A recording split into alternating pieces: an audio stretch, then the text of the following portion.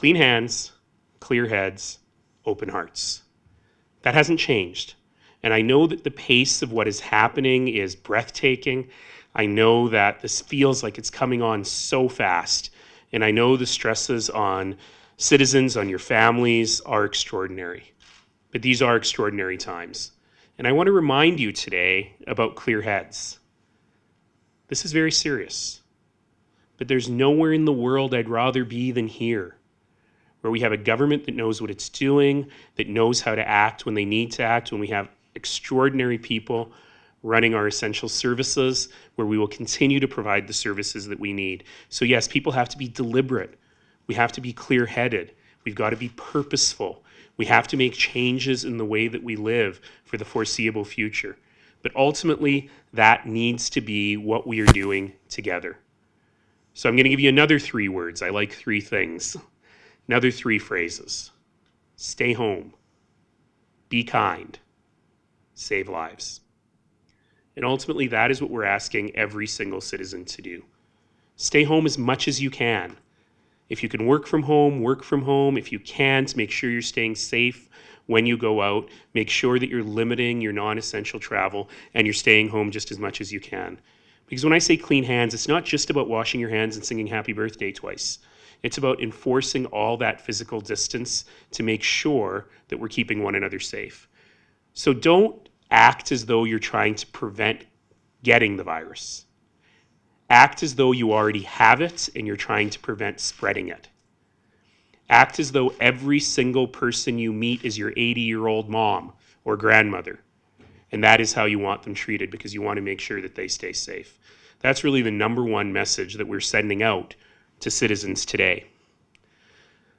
Look after one another. You may have seen yesterday one of my favorite Calgarians, Jann Arden, did a little concert from her living room. It was an hour of pure bliss and exactly what was needed at this time. And when I told her thank you for doing it, she said, we all got to do what we can.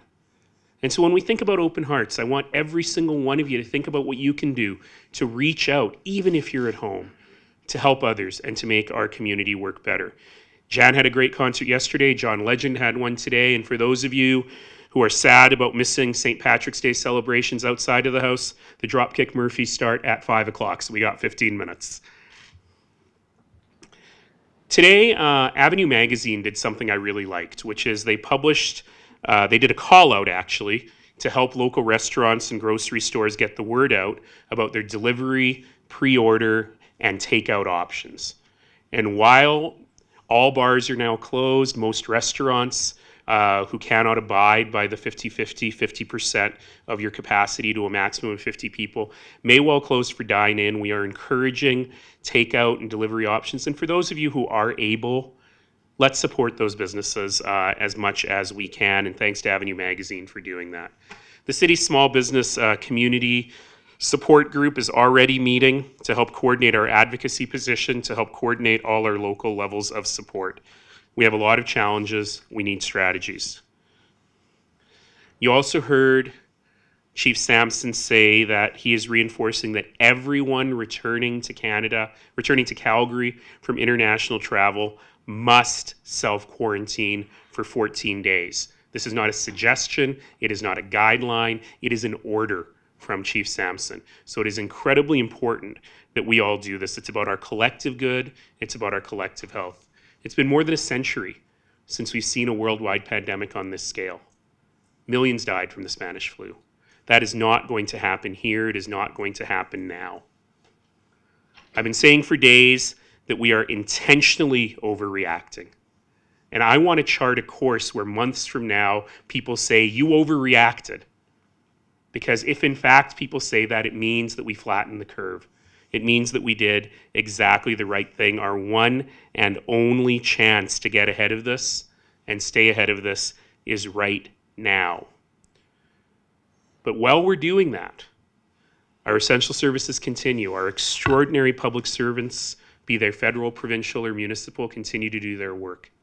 Incredible nonprofit agencies are working every single day to help vulnerable citizens, to help our neighbors who are in need, and to help look after one another. Businesses are coming to the fore with incredible acts of community building, looking after their own employees. And I've said the first line of defense before the federal government's funding kicks in for employees who are losing their jobs is that business, and businesses that can afford to do it are looking after their employees, and that is particularly important. So ultimately, we should be proud of our community response. We should be proud of what we've been asked to do and proud of the fact that we're following that simple directive. Stay home, be kind, save lives. And ultimately, that is what we can do together. It is a collective solution.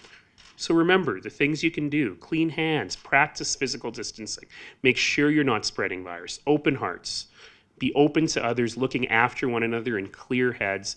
Do not panic, but take this very, very seriously. Now, I'm used to thanking public servants for the great work they do, and I do want to continue thanking them. I'm so proud to go to work with nearly 15,000 women and men at the City of Calgary every day who provide extraordinary service. Today, I want to thank another group of people. I want to thank the people working in retail.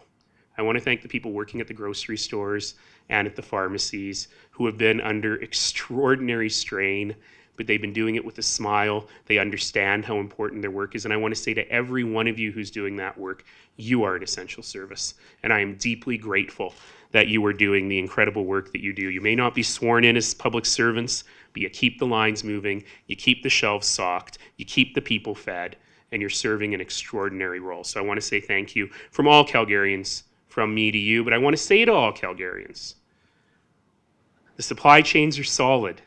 The shelves are getting restocked. We're going to be fine. Nobody is closing the grocery stores. The pharmacies will not be closed. We're going to be okay. Look after yourselves, look after your families, but remember also not stockpiling is an important part of looking after the community. So from the bottom of my heart, I want to thank all Calgarians for your extraordinary response in these incredibly difficult times. And again, stay home, be kind, save lives.